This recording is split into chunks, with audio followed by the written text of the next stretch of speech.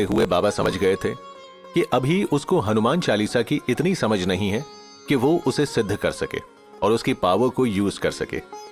इसीलिए अब बाबा शुभम को हनुमान चालीसा की पूरी समझ देने जा रहे थे। अच्छा बेटा, मुझे एक बात बताओ आप, जैसा कि तुमने कहा तुम हनुमान चालीसा अक्सर पढ़ते भी हो और रोज सुनते भी हो, तो क्या तुम समझ पाते हो कि हनुमान चालीसा की चौपाइयों में क्या कहा जा रहा है? हनुमान जी की प्रशंसा की जा रही है या उनके रूप, बल और शक्तियों का वर्णन किया जा रहा है? क्या उनसे कुछ प्रार्थना की जा रही है? माफ कीजिएगा बाबा, इतना तो मुझे नहीं पता चलता। बस सुन सुनकर हनुमान चालीसा याद हो गई तो मैं साथ गुनगुना लेता हूँ और पढ़ भी लेता हूँ, लेकिन सच कहूँ तो मुझे उसकी चौपाइयों का पूरा अर्थ नहीं पता। देखो बेटा, कोई भी स्तुति, प्रार्थना या पाठ हो, वो तभी असर करते हैं जब उसमें हमारे भाव पूरी तरह से जुड़े हों, और भाव तभी उठते और जुड़ते हैं जब हमें उसका पूरा अर्थ पता होता है। मतलब पता ना होने से हम उस स्तुति को रट्टू तोता की तरह बोल देते हैं, जिससे हम भगवान से जुड़ नहीं पाते और उसकी कृपा नहीं ले पाते। फिर हम कहते हैं हमने तो इतना पाठ किया फिर भी हमें तो कोई फल नहीं मिला। ये गलती भगवान की तरफ से नहीं होती, हमारी तरफ से होती है कि हम बिना समझे हुए मशीनी तरीके से पाठ करके उठ जाते हैं। बिना समझे हुए पाठ करने का एक और नुकसान है, हमारा मन उस समय साधना में एकाग्र नहीं हो पाता, क्योंकि उसे पता ही नहीं होता कि ये चल क्या रहा है। जुबान पाठ बोलती रहती है और मन बाहर कहीं घूमता रहता है, कभी ऑफिस में, कभी घर में, कभी अतीत में, तो कभी भविष्य में। अपने मन को साधना में या पूजा में जोड़ के रखने के लिए भी एक एक चौपाई को पूरे भाव से बोलना चाहिए, तभी वो सिद्ध होती है। बाबा, क्या आप मुझे हनुमान चालीसा का पूरा अर्थ और भाव समझा सकते हैं? हाँ, वो मैं तुम्हें बताऊंगा। साथ ही ये भी कि हनुमान चालीसा को रचा किस तरह से गया था। दरअसल तुलसीदास जी ने हनुमान चालीसा को इस तरह से रचा है कि उसकी एक एक चौपाई एक मंत्र की तरह काम करती है और हनुमान जी की सोई शक्तियों को जागृत करती है। आखिर की एक दो चौपाई छोड़कर बाकी सभी चौपाइयों में हनुमान जी से सीधा कुछ नहीं मांगा जा रहा, बल्कि उन्हें उनकी किसी न किसी विशेषता या शक्ति के बारे में याद दिलाते हुए कहा जा रहा है कि आप में ये शक्ति है जिससे भक्तों का ऐसे फायदा होता है। और आखिर में तुलसीदास जी ने हनुमान जी से ये कहा है कि जो ये पढ़े हनुमान चालीसा होए सिद्धि साखी गौरीसा। इसका अर्थ है कि भगवान शंकर इस बात के साक्षी हैं, जो इस हनुमान चालीसा का पाठ करेगा उसका संकल्प या मनोरथ निश्चय ही सफल होगा। इस तरह से तुलसीदास जी ने हनुमान चालीसा में हनुमान जी की सभी शक्तियों को जागृत करके उसे आखिर में अभिमंत्रित कर दिया है कि जो भी इसे पढ़ेगा उसे निश्चित ही इसका फल मिलेगा। और इसीलिए हनुमान चालीसा का पाठ इतना शक्तिशाली और असरदार होता है, क्योंकि तुलसीदास जी ने अपनी भक्ति के दम पर इसे अभिमंत्रित किया हुआ है। यही हनुमान चालीसा का रहस्य है। हाँ, एक और बात है जो हनुमान चालीसा के प्रभाव को बढ़ाती है, और वो है हनुमान चालीसा की चौपाइयों से पहले कहा गया एक दोहा, जो गुरु और श्री राम के यश का वर्णन करने वाला है। वैसे अगर तुम किसी और भगवान की स्तुति या पाठ को देखो तो उसमें सीधा उस देवी देवता की स्तुति शुरू होती है, उन्हीं की महिमा का वर्णन शुरू होता है। लेकिन हनुमान चालीसा में ऐसा नहीं है। हनुमान चालीसा की शुरुआत तुलसीदास जी ने गुरु वंदना और श्री राम के यश गान से की है, कुछ इस तरह से। सुनो। श्री गुरु चरण सरोज रज निज मन मुकुरु सुधारी, बन रऊं रघुवर बिमल जसु जो दायकु फल चारी।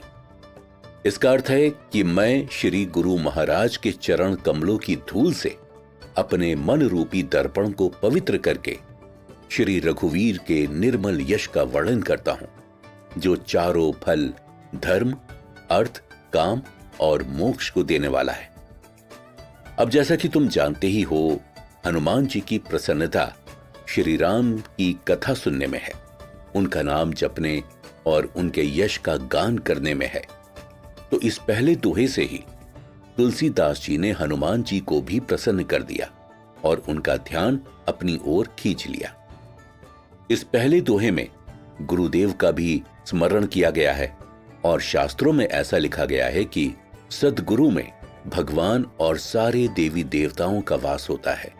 गुरु वास्तव में उन्हीं का प्रतिरूप होता है, इसलिए गुरु वंदना से किसी भी स्तुति की महिमा बढ़ती है। और अगर स्तुति हनुमान जी की है तो श्री राम के नाम से शुरुआत करने से उसका प्रभाव कई गुना हो जाता है। इस तरह से सबसे पहले तुलसीदास जी ने दोहों में गुरु की वंदना की है, जो श्री राम जी का यश गान किया है, और उसके बाद हनुमान जी से प्रार्थना की है कुछ इस तरह।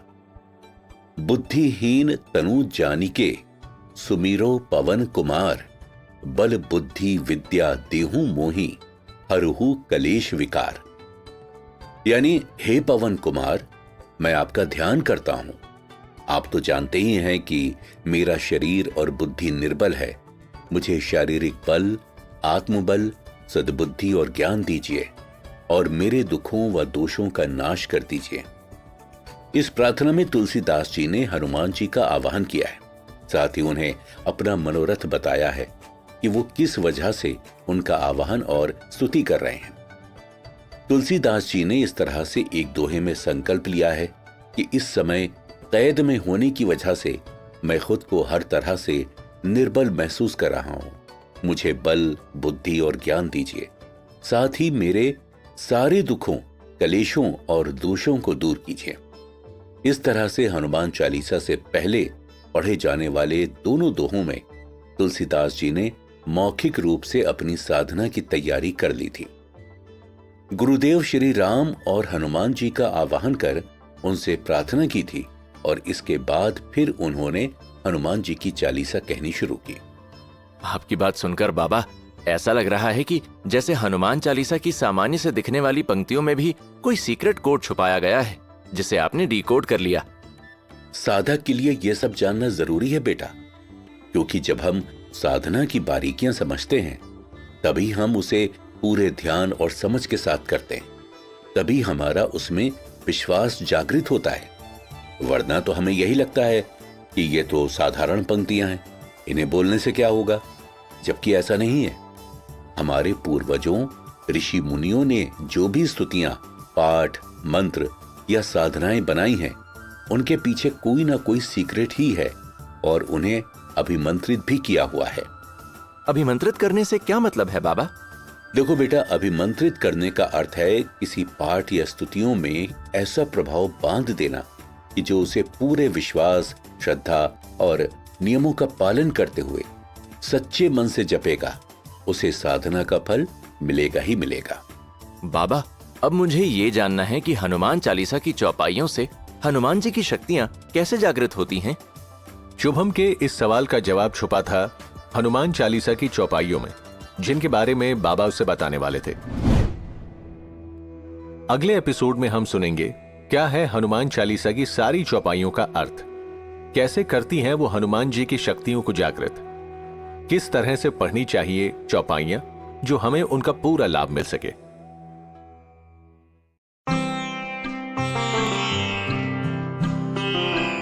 अब बाबा शुभम को हनुमान चालीसा की एक एक चौपाई का अर्थ और उसके जाप से होने वाले फायदे के बारे में बताने वाले थे, जिसकी शुरुआत उन्होंने की हनुमान चालीसा की पहली चौपाई से।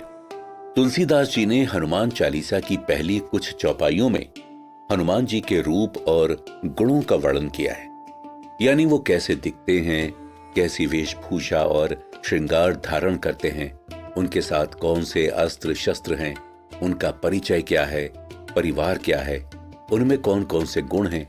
इस तरह से साधक के मन में हनुमान जी की दिव्य छवि स्थापित हो जाती है, जिस पर वो अपना ध्यान केंद्रित करता है और इसके बाद उनके द्वारा किए गए महान कार्यों का और उनकी शक्तियों का वर्णन है। इन्हीं चौपाइयों के प्रभाव से हनुमान जी की शक्तियां जागृत होती हैं और हमारी साधना सफल होती है। अब मैं तुम्हें इन चौपाइयों का संक्षिप्त में अर्थ बताऊंगा। ताकि तुम इन्हें समझकर पूरे भाव से बोल सको। हनुमान चालीसा की पहली चौपाई है, जय हनुमान ज्ञान गुण सागर, जय कपीस तिहु लोक उजागर। और इसका अर्थ है, हे हनुमान जी, आपकी जय हो, आप ज्ञान और गुणों के सागर हो। हे कपीश्वर, आपकी जय हो। तीनों लोकों, स्वर्गलोक, भूलोक और पाताल लोक आपके तेज से प्रकाशित है। इस तरह से इस चौपाई से हनुमान जी को उनके ज्ञान, गुण और महानता के बारे में याद दिलाया जा रहा है। इसके बाद दूसरी चौपाई आती है, राम दूत अतुलित बल धामा, अंजनी पुत्र पवन सुत नामा। इसका अर्थ है, हे पवन देव के मानस पुत्र, मां अंजनी के नंदन, आपके समान दूसरा बलवान कोई नहीं है। इस चौपाई में भी हनुमान जी को उनके बल और वीरता का ध्यान दिलाया जा रहा है। तीसरी चौपाई है, महावीर विक्रम बजरंगी, कुमति निवार सुमति के संगी। इसका अर्थ है, हे महावीर बजरंग बली, आप विशेष पराक्रम वाले हैं, आप खराब बुद्धि को दूर करते हैं और अच्छी बुद्धि वालों के साथ ही सहायक हैं। इस चौपाई को बोलने से हमारी भी बुरी बुद्धि दूर होती है और हमें सद्बुद्धि आती है। अगली दो चौपाइयों में हनुमान जी के रूप का वर्णन करते हुए कहा जा रहा है, कंचन बरन बिराज सुबेसा, कानन कुंडल कुंचित केसा, हाथ वज्र और ध्वजा विराजे, कांधे मूंज जनेऊ साजय। इसका अर्थ है कि आप सुनहरे रंग, सुंदर वस्त्र, कानों में कुंडल और घुंघराले बालों से सुशोभित हैं। आपके हाथ में वज्र और ध्वजा है और कंधे पर मूंज के जनेऊ की शोभा है। इसके बाद आती है छठी चौपाई, शंकर सुवन केसरी नंदन, तेज प्रताप महाजगवंदन। इसका अर्थ है, हे शंकर के अवतार, हे केसरी नंदन, आपके पराक्रम और महान यश की संसार भर में वंदना होती है। सातवीं और आठवीं चौपाई में हनुमान जी से कहा जा रहा है, विद्यावान गुणी अति चातुर, राम काज करिबे को आतुर, प्रभु चरित्र सुनिबे को रसिया, राम लखन सीता मन बसिया। यानी आप प्रकांड विद्या के धाम हैं, आप गुणों की खान हैं, बहुत चतुर और बुद्धिमान हैं और हमेशा श्री राम के काज करने के लिए आतुर रहते हैं। आप श्री राम के महान चरित्र को सुनने में आनंद लेते हैं और श्री राम, सीता और लखन आपके हृदय में बसे रहते हैं। इसके आगे की चौपाइयों में हनुमान जी को उनके द्वारा किए गए महान कार्यों की याद दिलाई गई है। जैसे 9वीं और 10वीं चौपाई में कहा गया है, सूक्ष्म रूप धरी सिए ही दिखावा, बिकट रूप धरी लंक जरावा, भीम रूप धरी असुर संहारे, रामचंद्र के काज संवारे। इसका अर्थ है, हे बजरंग बली, आपने अपना बहुत छोटा रूप धारण करके सीता जी को दिखलाया और भयंकर रूप करके लंका को जलाया। साथ ही आपने विकराल रूप धारण करके राक्षसों को मारा और श्री रामचंद्र जी के कार्यों को सफल किया। 11वीं और 12वीं चौपाई इस तरह है, लाए सजीवन लखन जी आये, श्री रघुवीर हर्षि उर लाये, रघुपति कीन्ही बहुत बड़ाई, तुम मम प्रिय भरत सम भाई। इसका अर्थ है, हे हनुमान जी, आपने रावण के युद्ध के समय संजीवनी बूटी ला करके लक्ष्मण जी के प्राणों की रक्षा की, जिससे श्री रघुवीर ने खुश होकर आपको हृदय से लगा लिया। उन्होंने आपकी बहुत प्रशंसा की और कहा कि तुम मेरे भरत जैसे प्यारे भाई हो। 13वीं और 14वीं चौपाई है, सहस बदन तुम्हारो जस गावें, अस कही श्रीपति कंठ लगावें, सनकादिक ब्रह्मादि मुनीसा, नारद सारद सहित अहिसा। इनका अर्थ है, श्री राम जी ने आपको ये कहकर हृदय से लगा लिया कि तुम्हारा यश 1000 मुख से भी नहीं कहा जा सकता। श्री सनक, श्री सनातन, श्री सनंदन, श्री सनत कुमार आदि मुनि ब्रह्मा आदि देवता, नारद जी, सरस्वती जी, शेषनाग जी सब आपका गुणगान करते हैं, फिर भी आपके गुणों का बखान नहीं किया जा सकता। 15वीं चौपाई है, जब कुबेर दिगपाल जहां थे, कभी कोबिद कही सके कहां थे। यानी आपके सभी कार्य इतने महान हैं कि यमराज, कुबेर और बाकी सब दिशाओं के रक्षक, कवि, विद्वान, पंडित या कोई भी आपके यश का पूरी तरह वर्णन नहीं कर सकते। 16वीं और 17वीं चौपाइयां हैं, तुम उपकार सुग्रीव ही कीन्हा, राम मिलाए राजपद दीन्हा। तुम्हारो मंत्र विभीषण माना, लंकेश्वर भय सब जग जाना। इनका अर्थ है वो आप ही थे जिन्होंने सुग्रीव जी को श्री राम से मिलाकर उन पर उपकार किया और जिस कारण वो वापस किष्किंधा नगरी के राजा बने। इसके अलावा आपके उपदेश का पालन करने से विभीषण जी भी लंका के राजा बने। ये बात पूरा संसार जानता है। इन चौपाइयों को पढ़ने से भक्तों के भी रुके हुए काम बनते हैं, बिगड़े हुए काम संवरते हैं, क्योंकि हनुमान जी में ही वो शक्ति है जो हमारे असंभव से असंभव काम को भी सिद्ध कर सकते हैं। अगली 2 चौपाइयों में हनुमान जी को उनके 2 बड़े कामों की याद दिलाई गई है। ये 2 चौपाइयां हैं, जुग सहस्त्र जो जन पर भानु, लीलियो ताही मधुर फल जानो। प्रभु मुद्रिका मेली मुख माही, जलधि लांघी गए अचरज नाही। इनका अर्थ है, जो सूर्य 1000 युग योजन की दूरी पर है, उसे आपने एक मीठा फल समझकर निगल लिया था। आपने ही श्री रामचंद्र जी की दी हुई अंगूठी मुंह में रखकर इतने विशाल समुद्र को लांघ लिया था। वैसे इसमें कोई आश्चर्य की बात नहीं है, क्योंकि आपके लिए कोई भी काम कठिन नहीं है। अगली चौपाई कहती है, दुर्गम काज जगत के जेते, सुगम अनुग्रह तुम्हारे तेते। अर्थात इस संसार में जितने भी कठिन से कठिन काम हैं, वो आपकी कृपा से सहज हो जाते हैं। इस चौपाई के प्रभाव से हमारे जीवन की मुश्किलें भी आसान होती हैं। अगली 2 चौपाई हैं, राम द्वारे तुम रखवारे, होत न आज्ञा बिनु पैसा रे। सब सुख लहे तुम्हारी सरना, तुम रक्षक काहू को डरना। इनका अर्थ है, हे वीर हनुमान, आप श्री रामचंद्र जी के द्वार के रखवाले हैं। आपकी आज्ञा के बिना किसी को प्रवेश नहीं मिलता। आपकी कृपा ना हो तो श्री राम कृपा मिलना भी मुश्किल है। जो भी आपकी शरण में आते हैं, उन्हें संसार के सारे सुख मिलते हैं, वो आनंद से रहते हैं, और जिनके आप रक्षक होते हैं, उन्हें फिर किसी भी तरह का डर नहीं रहता। वो हमेशा के लिए निर्भय हो जाते हैं। इन चौपाइयों को पढ़ने से हमारे अंदर बैठे हुए सभी तरह के डरों का नाश होता है और हमें संसार के सारे सुख, सफलता, समृद्धि और शांति मिलती है। आगे की चौपाइयों का अर्थ और प्रभाव जानने के लिए चलिए हमारे साथ अगले एपिसोड पर।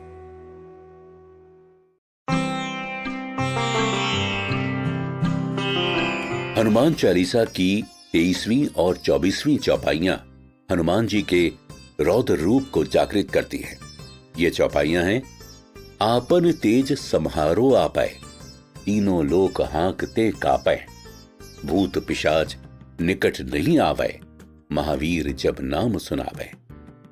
इनका अर्थ है, हे बजरंगबली, आप इतने शक्तिशाली हैं कि आपके सिवाय आपके वेग और तेज को कोई नहीं संभाल सकता। आपकी गर्जना से तीनों लोग बुरी तरह से कांप जाते हैं। आपका नाम की ही इतनी महिमा है कि जहां महावीर का नाम जपा जाता है, वहां भूत, पिशाच और किसी भी तरह की बुरी शक्तियां पास भी नहीं भटक सकती। इन चौपाइयों को पढ़ने से हमारे आसपास, हमारे घर पर एक ऐसा सुरक्षा कवच बन जाता है जिसे भेद कर कोई भी नकारात्मक शक्ति या नकारात्मक ऊर्जा हम तक नहीं पहुंच सकती। हनुमान जी की ये चौपाइयां हर बुरी शक्ति से हमारी रक्षा करती हैं। इसके बाद की 25वीं और 26वीं चौपाई भी बहुत महत्वपूर्ण है। उनमें कहा गया है, नासै रोग हरे सब पीरा, जपत निरंतर हनुमत बीरा। संकट ते हनुमान छुड़ावे, मन क्रम बचन ध्यान जो लावे। इनका अर्थ है, हे वीर हनुमान, आपका निरंतर जाप करने से सब तरह के शारीरिक मानसिक रोग चले जाते हैं और सारी पीड़ाएं मिट जाती हैं। साथ ही जो मन, कर्म और वचन से आपका ध्यान करता है, आपकी शक्ति में लीन रहता है, आप उसे सब संकटों से छुड़ाते हैं। इन 2 चौपाइयों के प्रभाव से हमारे सारे शारीरिक, मानसिक रोग, पीड़ाएं दूर होती हैं, दुख दर्द मिट जाते हैं। अगली 2 चौपाइयां हैं सब पर राम तपस्वी राजा, तिनके काज सकल तुम साजा, और मनोरथ जो कोई लावे, सोई अमित जीवन फल पावे। यानी तपस्वी समान जीवन जीने वाले राजा श्री रामचंद्र जी जो सबसे श्रेष्ठ हैं, आपने उनके सब कार्यों को सहजता से कर दिया था। जिस पर आपके वो सिद्धियों के योग्य समझते हैं, उन्हें वो ये सिद्धियां प्रदान करें। ये चौपाई ऐसे साधकों के लिए बड़ी असरदार है जो सिद्धियां पाने की आशा से हनुमान चालीसा की साधना करते हैं। अगली 2 चौपाइयों में कहा गया है, तुम्हारे भजन राम को पावे, जन्म जन्म के दुख बिसरावे, अंत काल रघुबर पुर जाई, जहां जन्म हरि भक्त कहाई। यानी आपका भजन करने से श्री राम जी की कृपा प्राप्त होती है और जन्म जन्मांतर के दुख दूर होते हैं। जीते जी तो भक्त की मुक्ति होती ही है, देह त्याग के बाद भी वो श्री रघुनाथ जी के धाम को जाते हैं और फिर जहां भी जन्म लेते हैं श्री राम के भक्त बनकर ही लेते हैं। इन चौपाइयों के प्रभाव से हनुमान भक्तों को मोक्ष मिलता है। 35वीं और 36वीं चौपाइयां कहती हैं, और देवता चितना धरई, हनुमत से ई सर्व सुख कर ई, संकट कटय मिटय सब पीरा, जो सुमिरय हनुमत बलबीरा। इनका अर्थ है, हे हनुमान जी, आपकी सेवा करने से सब प्रकार के सुख मिलते हैं, फिर दूसरे किसी देवता को प्रसन्न करने की जरूरत ही नहीं रहती। जो आपका स्मरण करता रहता है, आपका ध्यान करता है, उसके सब संकट कट जाते हैं और सब पीड़ा मिट जाती है। इन चौपाइयों के प्रभाव से साधक के कष्टों का निवारण होता है और उसकी मनोकामना पूरी होती है। आगे 37वीं और 38वीं चौपाइयों में आता है, जय जय जय हनुमान गोसाई, कृपा करहु गुरुदेव की नाई, जो 7 बार पढ़ पाठ कर कोई, छूट ही बदनी महासुख होई। इसका अर्थ है, हे हनुमान गोसाई जी, आपकी जय हो, जय हो, जय हो। आप मुझ पर गुरुदेव के समान कृपा कीजिए और जो कोई इस हनुमान चालीसा का 100 बार पाठ करेगा, उस पर भी आपकी कृपा होगी। वो सब बंधनों से छूट जाएगा और उसे परमानंद मिलेगा। इन चौपाइयों के द्वारा तुलसीदास जी ने हनुमान जी की कृपा पाने का मार्ग सिर्फ अपने लिए नहीं रखा, बल्कि सबके लिए खोल दिया। उन्होंने ये घोषणा कर दी कि जो कोई भी 100 बार हनुमान चालीसा का पाठ करेगा, उसके सभी बंधन, सभी कष्ट कट जाएंगे और वो सुख आनंद से रहेगा। दरअसल तुलसीदास जी कोई साधारण भक्त नहीं थे, वो भी सिद्ध भक्त थे। हनुमान जी उनके सामने साक्षात आकर उनकी सहायता किया करते थे। भक्ति के प्रभाव से उनकी वाणी में इतनी शक्ति थी कि वो जो कहते थे वो सच हो जाता था। इसीलिए उन्होंने हनुमान चालीसा में जो कुछ लिखा था वो सत्य सिद्ध हो चुका है, जो सच में फल देता है। उन्होंने अगली चौपाई में हनुमान चालीसा का साक्षी स्वयं भगवान शिव जी को बनाया है और कहा है, जो यह पढ़े हनुमान चालीसा, होए सिद्धि साखी गौरी सा, तुलसीदास सदा हरि चेरा, की जय नाथ हृदय मह डेरा। जिसका अर्थ है, भगवान शंकर की प्रेरणा से ही ये हनुमान चालीसा रची गई है। वो ही इस बात के साक्षी हैं कि जो इस पाठ को पढ़ेगा उसे निश्चय ही सफलता प्राप्त होगी। तुलसीदास जी ये कहते हुए हनुमान चालीसा का समापन करते हैं कि हे हनुमान जी, ये तुलसीदास सदा ही श्री राम का दास है, इसलिए आप भी श्री राम के साथ मेरे हृदय में निवास कीजिए। हनुमान चालीसा के अंत में दोहा आता है, पवन तनय संकट हरन, मंगल मूर्ति रूप, राम लखन सीता सहित हृदय बसहु सूरभू। इसका अर्थ है, हे संकटों को हरने वाले संकट मोचन पवन कुमार, आप सभी शुभ और मंगलों के साक्षात स्वरूप हैं। आप देवों के देव हैं। आप श्री राम, सीता जी और लक्ष्मण सहित मेरे हृदय में हमेशा निवास कीजिए। इस तरह हनुमान चालीसा संपन्न होती है।